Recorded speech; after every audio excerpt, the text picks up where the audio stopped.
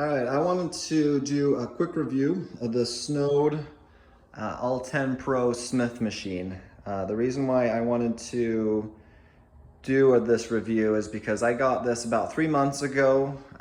It was brand new out in the market and I couldn't find any other reviews online, but I know Snode's a really good brand, so I wanted to give it a try. I think there's a lot of really good things with this. There's some things that I think could have been designed better, but I'm going to go over that in this review and you can decide whether you think this is a good fit for you or not for your home gym. First of all, this is my home gym.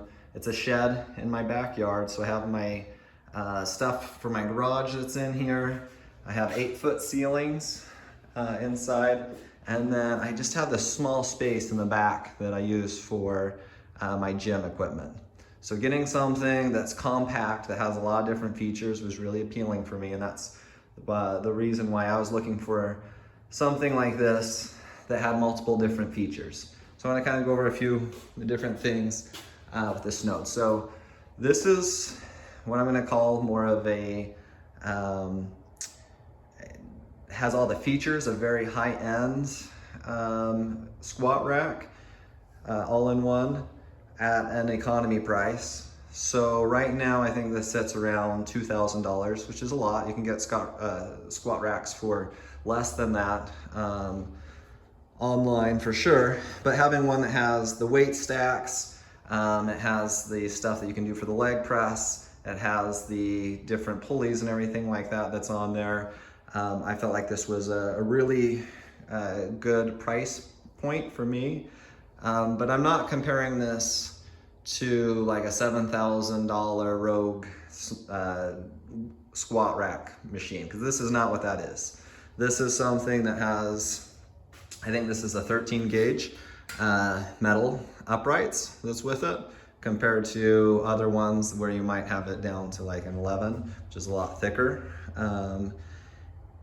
for the machine. So it's a lot lighter. There's other things with it, with the weight stacks, which we'll go over, where you can see where they've saved a little bit of money with the machine. But I want to go over a lot of the features that's with this. The first one that I think kind of sets this apart is the different pulley systems that's on here. So right now, I ended up buying, after I got this, the aluminum pulleys. So you can kind of see here, I got one side that has the aluminum pulleys, and I haven't changed the other side with the nylon pulleys on it yet. I'm going to do that here after this video. But the nylon pulleys are actually pretty good. I had another squat rack that had nylon pulleys that weren't as good as this. Let's see if I can spin it. It doesn't spin super well, you can see that, but it doesn't make a lot of noise, and it's very functional. These are very, I think, very good.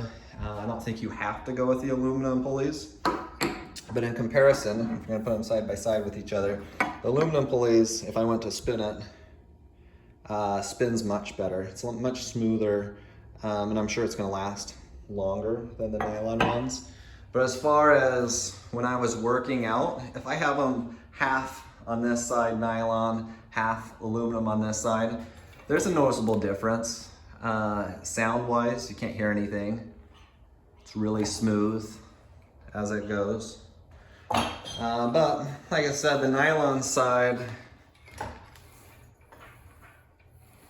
so you can hear that, noisier, but still pretty smooth. If I didn't have the aluminum ones next to it to compare to, I would have been just happy with them. But for me, I'm glad I went and I got the aluminum ones. I just like them better, and like I said, I think they'll last a lot longer. How this system works, which is, there's a few squat racks out there that I've seen that's similar to this, but not many. It has a 1-to-1 system and a 2-to-1 system for this. So for those who aren't familiar, in a 2-to-1 system, which a lot of weighted racks are, if you have 100 pounds on the bottom and it's on a 2-to-1 system, then really you're pulling 50 pounds, even though it might be 100 pounds on the bottom, because it cuts the weight in half.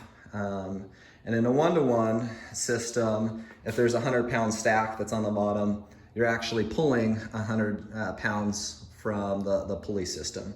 But what's unique about this Snode one, as you can see, there's 36 of these different pulleys on both sides. There's quite a few compared to a lot of these squat racks.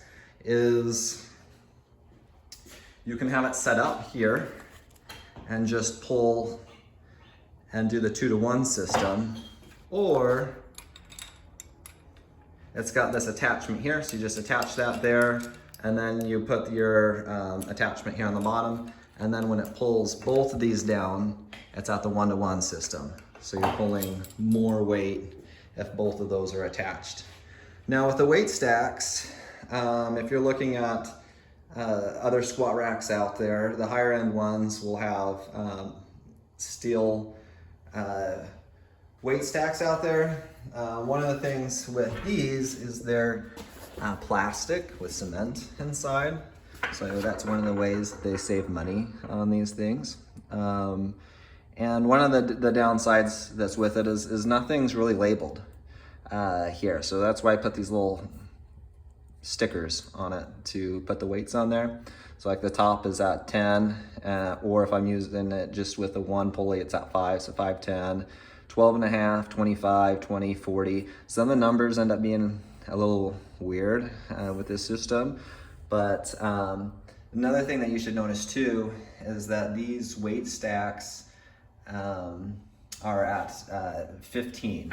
So, are at, 15 pounds each. So this is 15, so 10 on the top, and then 15, so that's 25, and then another 15, 40. So without these stickers, it can be a little bit complicated looking at it, knowing exactly what you're lifting on each stack. So I wish they would have done that.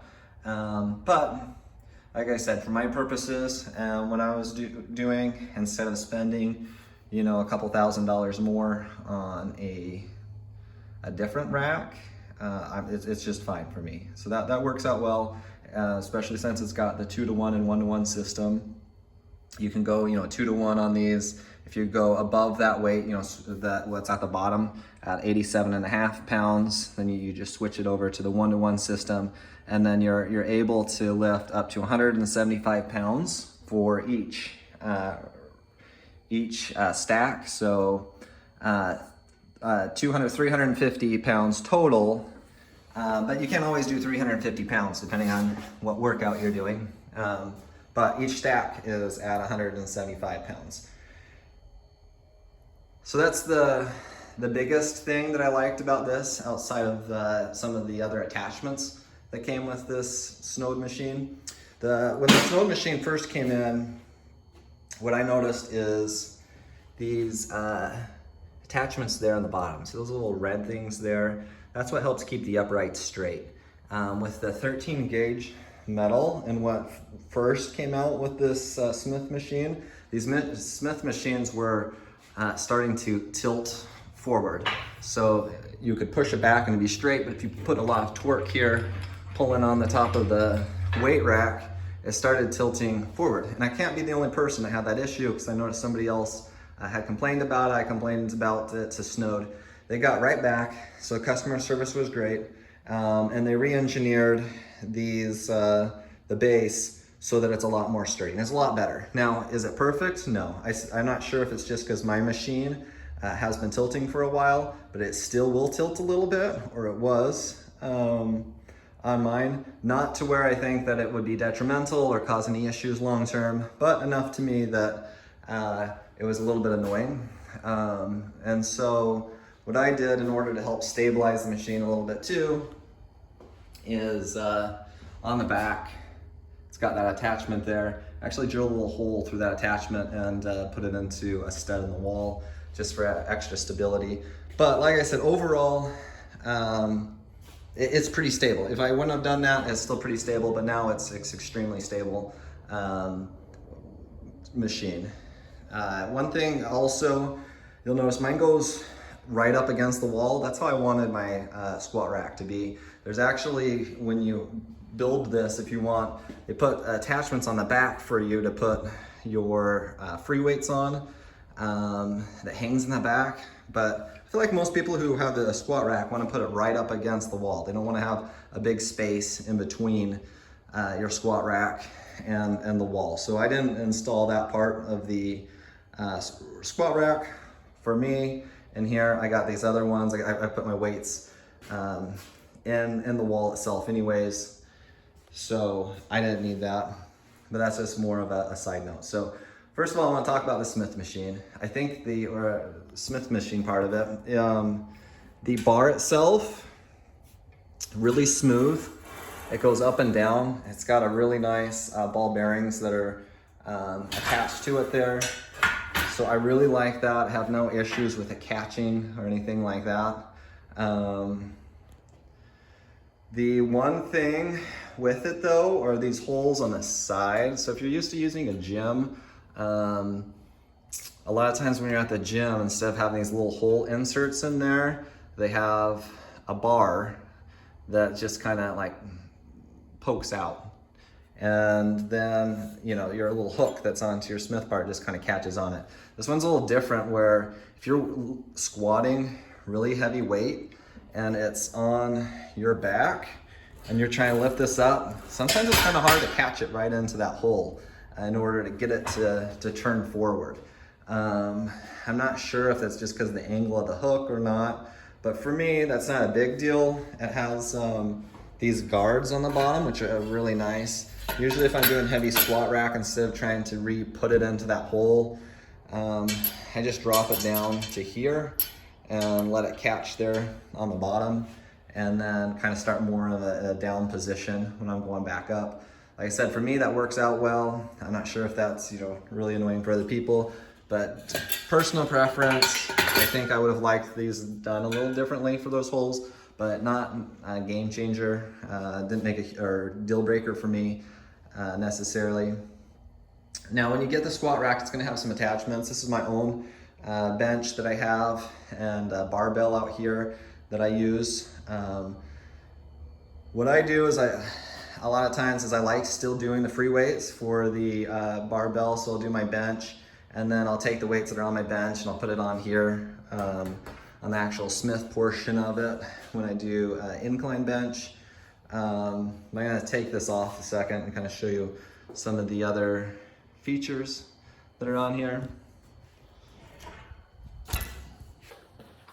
So bear with me one second.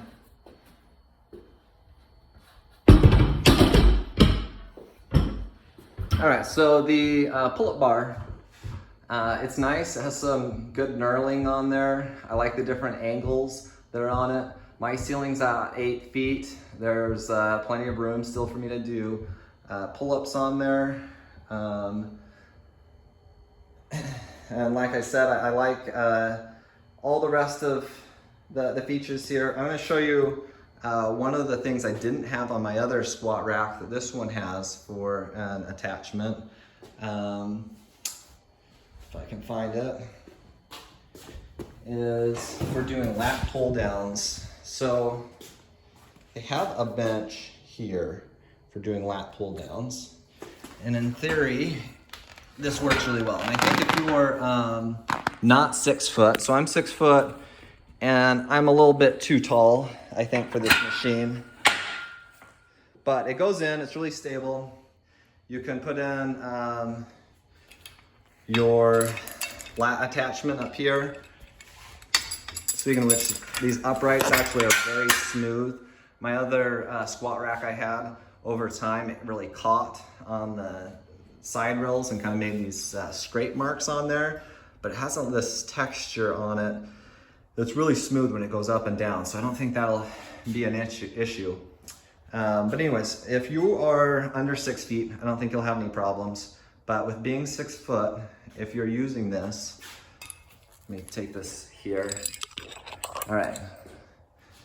So you'll notice that there's, with where this is, if you are 6 foot like I am, and you attach that so that you're pulling a heavy weight, because you're gonna wanna do, you know, the 175 pounds or whatever for doing lats, pull downs onto here, and then you're using this bench down there, there's not enough height there for you to get full extension. I think if you're under 6 feet, I'd say 5'10", you could get full extension.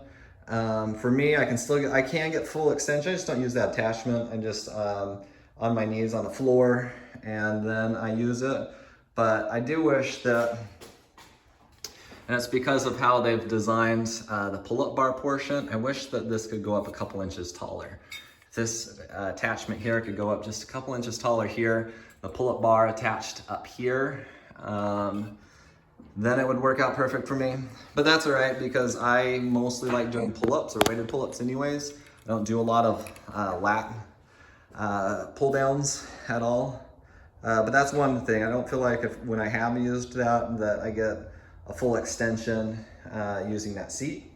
But for some of you guys, I think that might be a nice feature for it. Another feature that is useful here is to be able to use that full 350 pounds weight stacks there. Which, like I said, most of the time, if you're doing things like you're doing flies or you're doing regular rows, you're gonna be just using one pulley. So you're gonna be capping yourself out at 175 for weight.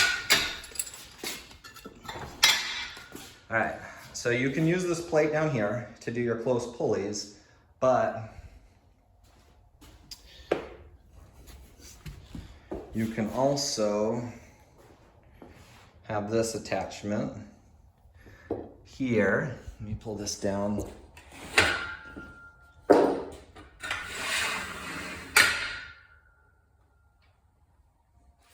All right, so this straight bar, I'm gonna set it down here, attaches to both sides. And then you can pull, if you're pulling up with it or doing out towards your chest, then you can actually pull the 350 pounds because it can be attached to that side and the other side. What I do is I have this box here. I'll set this down here. I'll put my legs out on the machine like this, and then I attach the straight bar and I pull it to my chest. So then I can do a wide grip pull, almost like a wide grip row instead of doing just the close rows, so it works more of my back and less of my lats. That's a feature I really like with it. I went a little bit over with doing the squats. I want to talk to you about another limitation that is with this, and this is more so because of how low this bar goes down. So if you want to use this machine for doing squats, it works really good. But if you want to use this for doing deadlift, it doesn't go down super far. So there's some other racks out there that go down much further. So if you set this all the way down,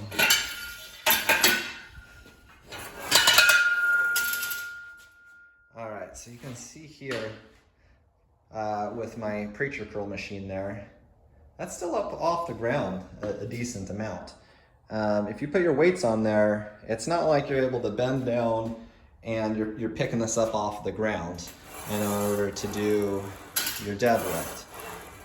So that's a little bit of a shortcoming. I think that they could have designed that a little bit better here, where I can see why they have that space, because they have the cable that comes down underneath the bottom, but they could have put it a little bit lower.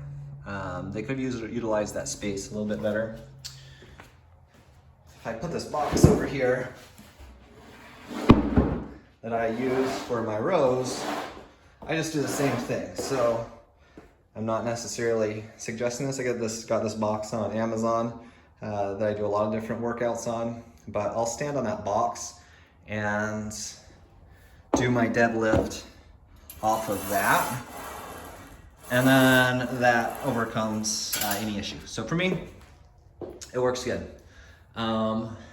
Once again, I really like this Snode machine. I think that there's a few things that they could tweak on it. Once again, the weight stacks, I think that they could easily and cheaply mark that, so it would be a little bit easier to follow for the weights. I think that the uprights for the guides that are on there, the holes could go up one more than it does, and that would be perfect. And I think that for the Smith portion, it could go down just a few more inches, and that would be make this the perfect machine. That being said, I think that for the price point, that there's not a better machine that's out there. It is a very sturdy machine. It has a lot of different features on there for people to use.